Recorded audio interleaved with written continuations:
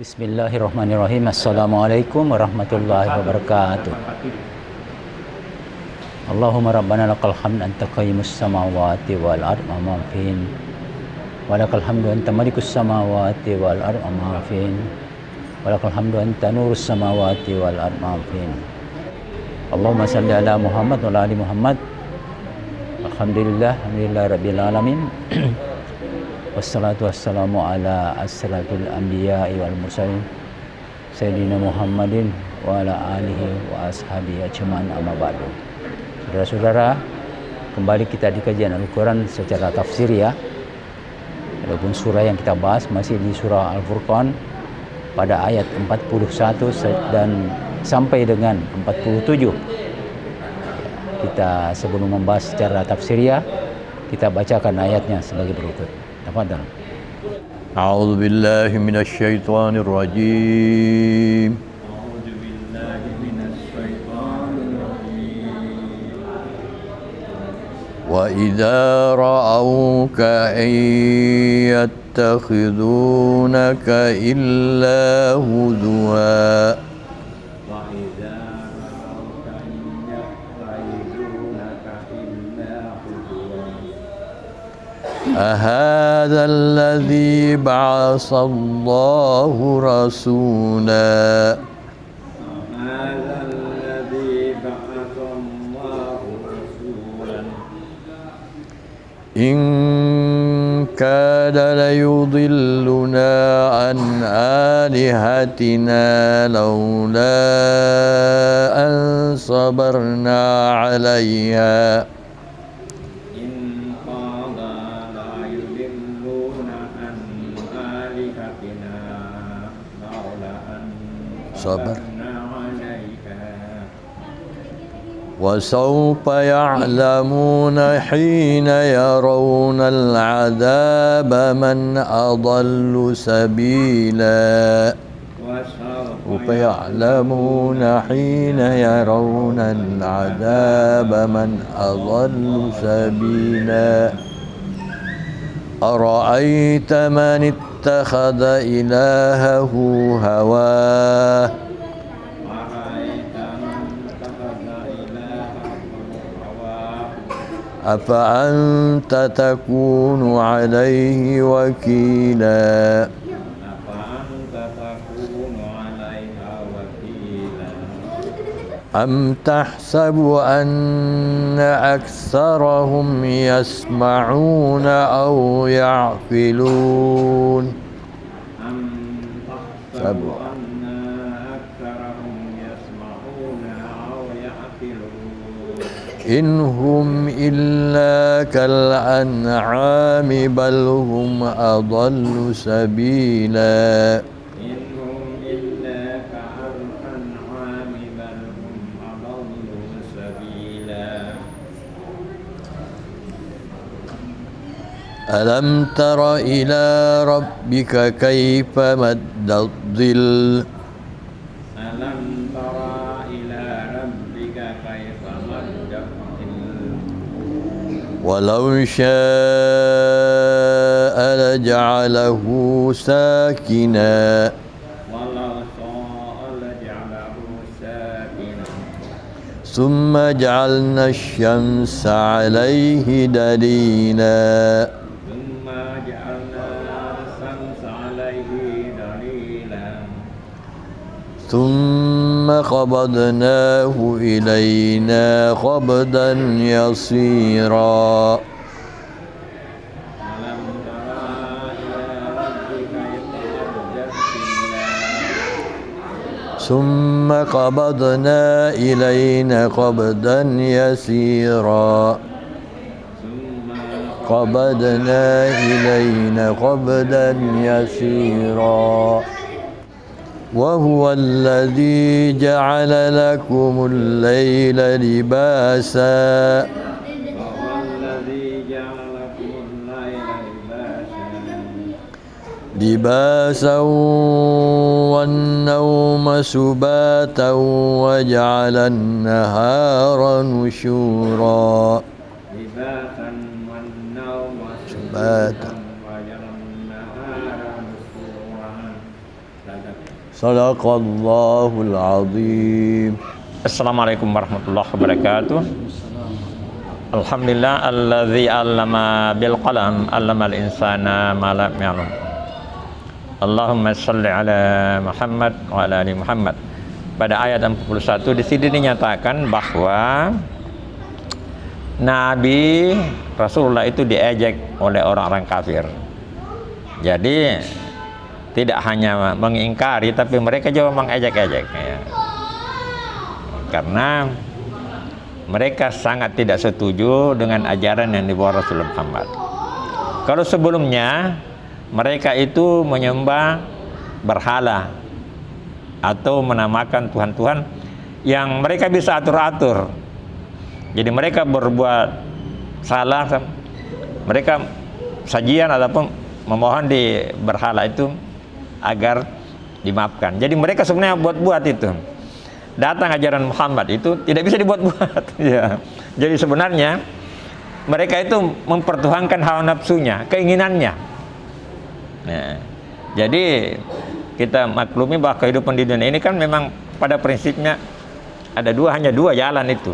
Jalan mengikuti petunjuk Allah atau jalan mengikuti hawa nafsu. Nah, inilah jalan mengikuti petunjuk Allah, itulah siratal mustaqim. Sedangkan mengikuti hawa nafsu itulah jalan sesat ya. Nah, dan ini sebenarnya mereka menganggap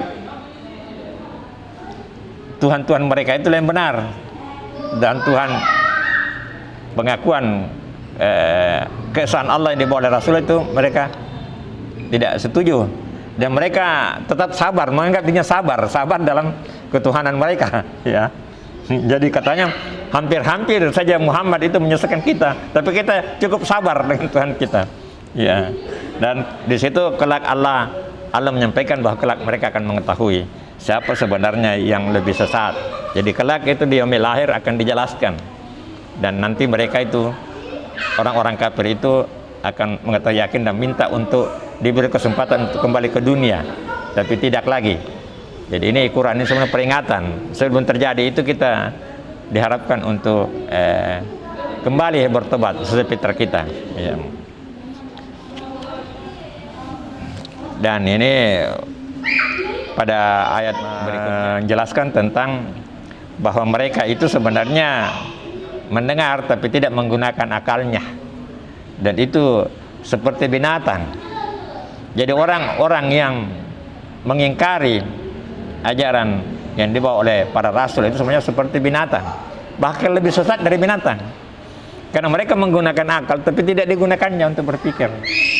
Kalau binatang itu memang mengikuti nafsunya, tetapi kalau manusia mengikuti hawa nafsunya, maka sebenarnya itu mereka lebih jelek daripada binatang. Ya.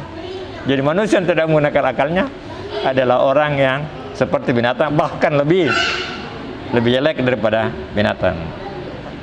Nah, di sini diberikan juga gambaran tentang matahari.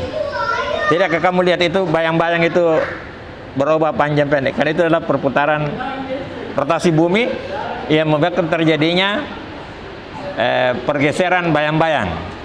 Nah, di situ Allah mempertanyakan bagaimana seandainya kalau dia tetap. Ya. Tentu itu akan sangat merepotkan kita, karena di samping kita tidak mengetahui tentang perjalanan waktu, dan juga ini sistem bumi ini, perubahan cuaca itu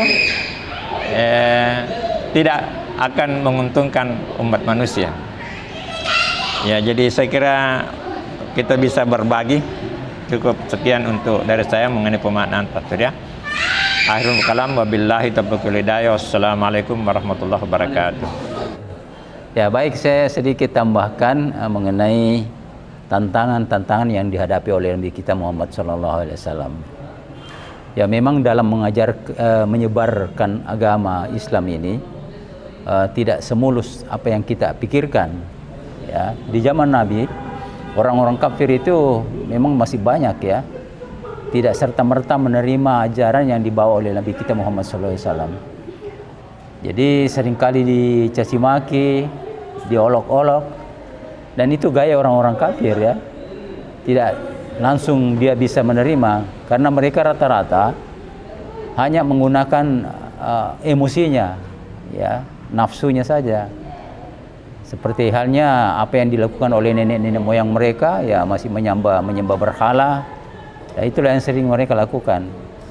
Jadi, nah mereka rata-rata orang kafir ini tidak memanfaatkan akalnya sebagai panduan dalam kehidupan. Padahal agama Islam itu mengutamakan akal ini sebagai panduan. Seringkali Allah mengatakan di dalam Al-Quran, afala takilun, afala tatafakkarun, diulang-ulang ini agar supaya umat ini selalu mengingat terus, ya. Karena sebagai manusia kita seringkali diperhadapkan oleh gangguan syaitan yang, ya, gangguan setan ini seringkali mengganggu kita dalam keyakinan, ya, memperbodoh kita sehingga bisa kita terjerumus kepada hal-hal yang tidak kita inginkan. Itulah tantangan-tantangan yang dihadapi oleh Nabi kita Muhammad SAW.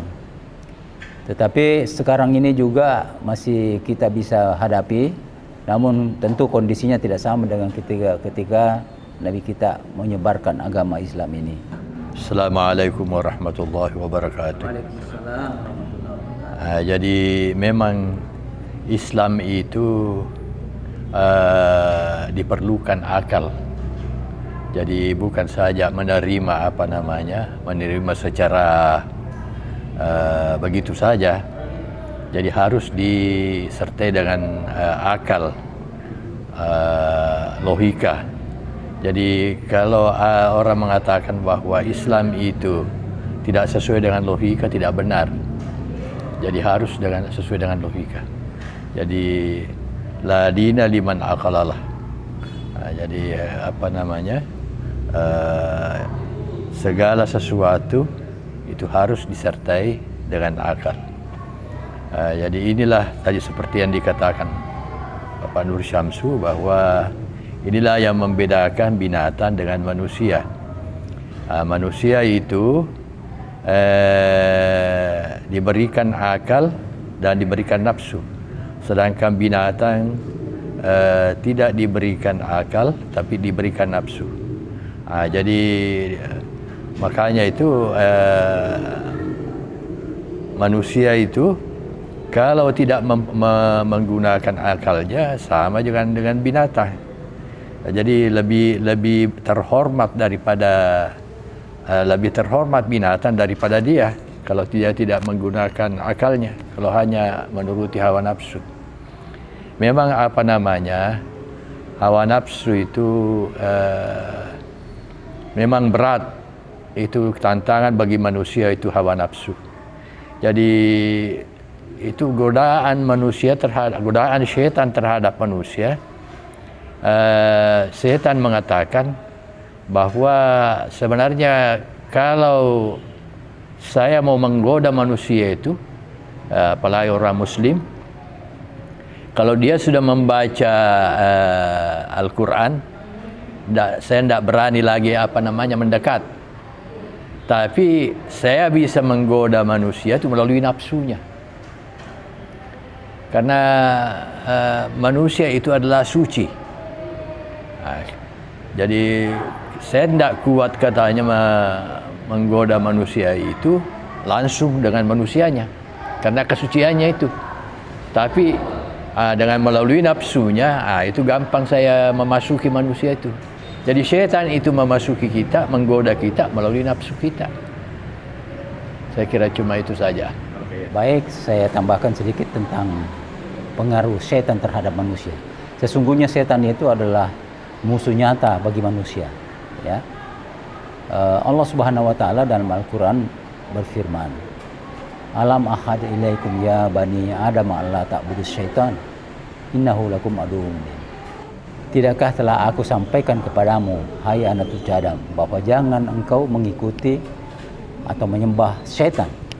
Sesungguhnya syaitan itu musuh nyata bagimu. Jadi ini syaitan adalah musuh nyata, sehingga syaitan ini memang harus dilawan dan tidak bisa diikuti maunya. Itulah sebabnya Allah Subhanahu wa taala memberikan kita akal untuk berpikir bagaimana segala apa yang kita lakukan itu kita mengedepankan pemikiran-pemikiran daripada hawa nafsu kita. Hanya dengan akal lah sehingga manusia bisa terbebas dari kejahatan-kejahatan yang didorong oleh hawa nafsu sebagai manusia.